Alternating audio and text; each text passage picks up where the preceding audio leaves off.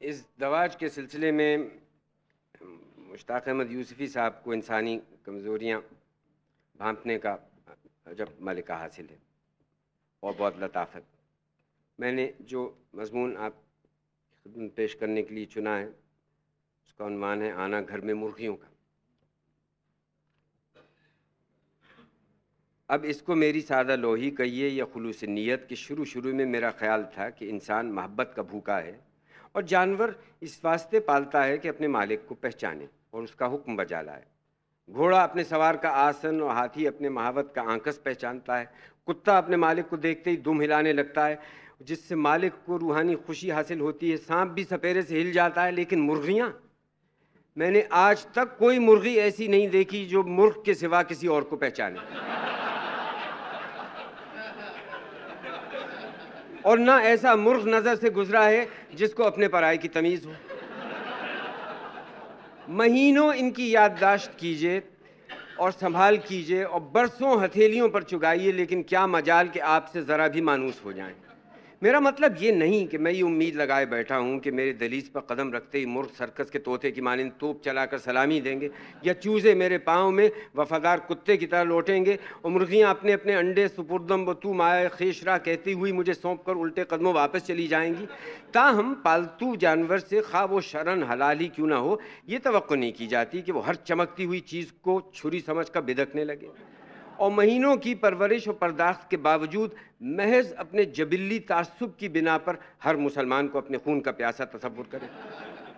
انہیں مانوس کرنے کے لیے بچوں نے ہر ایک مرغ کا علیحدہ نام رکھ چھوڑا تھا. اکثر کے نام سابق لیڈروں اور خاندان کے بزرگوں پر رکھے گئے تھے. گو ان بزرگوں نے کبھی اس پر اعتراض نہیں کیا. ہمارے دوست مرزا عبدالودود بیگ کا کہنا تھا کہ یہ بیچارے مرغوں کے ساتھ بڑی زیادتی ہے. مجھے آج تک ایک ہی نسل کے مرغوں میں کوئی ایسی خصوصیت نظر نہ آئی جو ایک مرغ کو دوسرے سے ممیز کر سکے. سچ تو یہ کہ مجھے سب مرغ اور نوزائیدہ بچے ایک جیسی شکل کے نظر آتے ہیں. انہیں دیکھ کر اپنی بینائی اور حافظے پر شبہ ہونے لگتا ہے. ممکن ہے کہ ان کی شناخت و تشخص کے لیے خاص مہارت اور ملکہ درکار ہو جس کی خود میں تاب نہ پا کر اپنے حواس خمسہ سے مایوس ہو جاتا ہوں. ایک عام خوش فہمی جس میں تعلیم یافتہ حضرات بالعموم اور اردو شعراء بالخصوص عرصے سے مبتلا ہیں یہ ہے کہ مرغ اور ملا صرف صبح اذان دیتے ہیں. 18 مہینے اپنے عادات و خصائل کا بغور مطالعہ کرنے کے بعد میں اس نتیجے پر پہنچا ہوں کہ یا تو میں جان بوجھ کر عین اس وقت سوتا ہوں جو قدرت نے مرغ کے اذان دینے کے لیے مقرر کیا ہے، یا یہ ادبدا کر اس وقت اذان دیتا ہے جب خدا کے گناہگار بندے خواب غفلت میں پڑے ہوں. بہر صورت ہمارے محبوب ترین اوقات اتوار کی صبح اور سپہر ہیں. آج بھی چھوٹے قصبوں میں کثرت سے ایسے خوش عقیدہ حضرات آپ کو مل جائیں گے جن کا ایمان یہ ہے کہ مرغ بانگ نہ دے تو پو نہیں پھٹتی. لہٰذا کفایت شار لوگ الارم والی ٹائم پیس خریدنے کی بجائے مرغ پال لیتے ہیں تاکہ ہمسایوں کی سحرخیزی کی عادت رہے. بعضوں کے گلے میں قدرت نے وہ سحر حلال عطا کیا ہے کہ نیند کے ماتے تو ایک طرف رہے، ان کی بانگ سن کر ایک دفعہ تو مردہ بھی کفن پھاڑ کے اکھڑوں بیٹھ جائے. آپ نے کبھی غور کیا کہ دوسرے جانوروں کے مقابلے میں مرغ کی آواز اس کی جسامت کے لحاظ سے کم از کم 100 گنا زیادہ ہوتی ہے؟ میرا خیال ہے کہ اگر گھوڑے کی آواز بھی اسی تناسب سے بنائی گئی ہوتی تو تاریخی جنگوں میں توپ چلانے کی ضرورت پیش نہ آتی.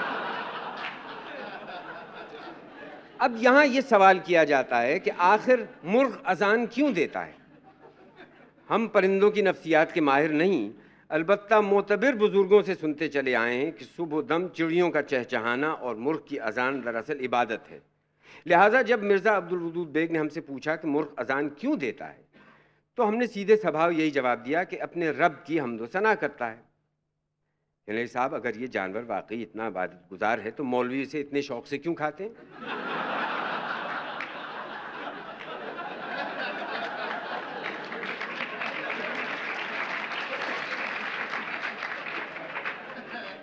ایک دن موسلادھار بارش ہو رہی تھی. تھکا ماندہ بارش میں شرابور گھر پہنچا تو دیکھا کہ 3-4 مرغے میرے پلنگ پر باجماعت اذان دے رہے ہیں. سفید چادر پر جا بجا پنجوں کے تازہ نشان تھے. البتہ میری قبل از وقت واپسی کے سبب جہاں جہاں جگہ خالی رہ گئی تھی وہاں سفید دھبے نہایت بدنما معلوم ہو رہے تھے. میں نے ذرا درستی سے سوال کیا، آخر یہ گلا پھاڑ پھاڑ کے کیوں چیخ رہے ہیں؟ بولی آپ تو خامخواہ الرجک ہو گئے، یہ بیچارے چونچ بھی کھولتے ہیں تو آپ سمجھتے ہیں مجھے چڑھا رہے ہیں. میرے صبر کا پیمانہ لبریز ہو گیا. دل نے کہا بس بہت ہو چکا, آؤ آج دو ٹوک فیصلہ ہو جائے. میں نے بفر کر کہا اس گھر میں اب یا تو یہ رہیں گے یا میں. ان کی آنکھوں میں سچ مچ آنسو بھر آئے. ہراساں ہو کر کہنے لگی می برستے میں آپ کہاں جائیں گے؟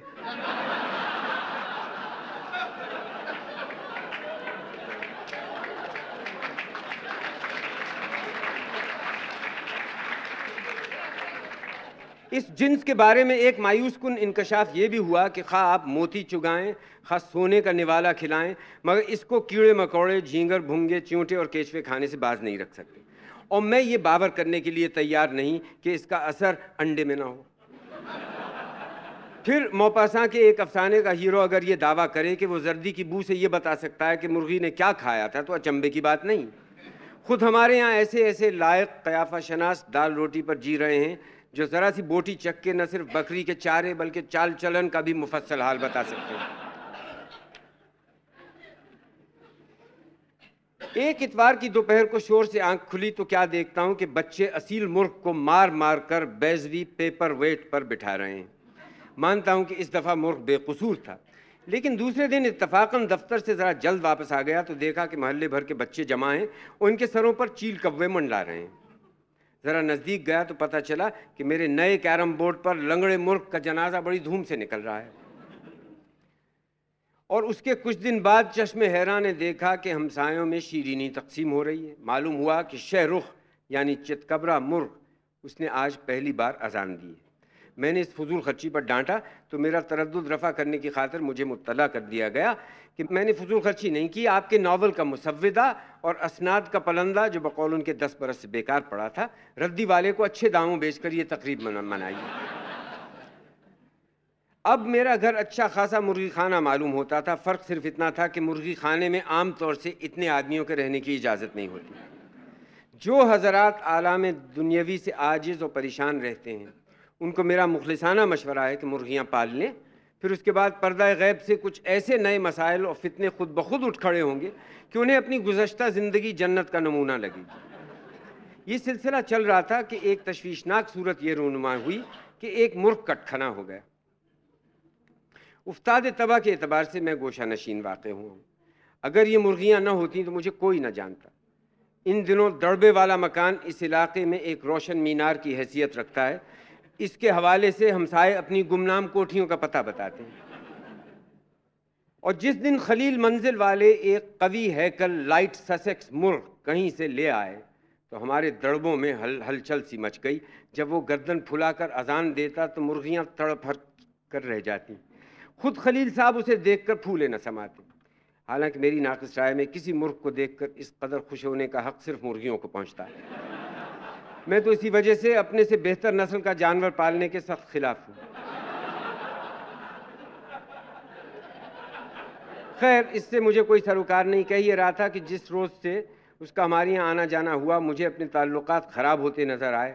آخر ایک دن اس نے ہماری بقاولی کی آنکھ پھوڑ دی. یہ سیاہ مینار کا مرغی تھی. رات بھر اپنی تقریر کا ریہرسل کرنے کے بعد میں دوسرے دن خلیل صاحب کو ڈانٹنے گیا. جس وقت میں پہنچا تو وہ اپنی ہتھیلی پر ایک انڈا رکھے حاضرین کو اس طرح اترا کر دکھا رہے تھے جیسے وہ ان کی ذاتی محنت اور صبر کا پھل ہو.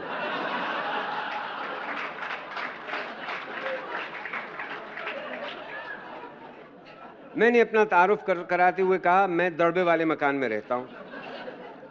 بولے کوئی حرج نہیں. میں نے کہا کل آپ کے مرغے نے میری مرغی کی آنکھ پھوڑ ڈالی. فرمایا اطلاع کا شکریہ, دائیں یا بائیں؟ حافظے پر بہت زور دیا, مجھے کچھ یاد نہ آیا. میں نے جھنجھلا کر کہا اس سے کیا فرق پڑتا ہے؟ کہنے لگے آپ کے نزدیک دائیں بائیں میں کوئی فرق نہیں ہوتا. میں نے اصل واقعے کی طرف پھر توجہ دلائی. کہنے لگے آپ کی مرغی دوغلی ہے اور آپ کا مرغا راج ہنس ہے. میں نے بات کاٹ کر کہا. تڑپ کر بولے آپ مجھے برا بھلا کہہ لیجئے, مرغ تک کیوں جاتے ہیں؟ پھر ذرا دم لے کر بولے لیکن قبلہ اگر وہ راج ہنس نہیں ہے تو آپ کی مرغی یہاں آئی کیوں؟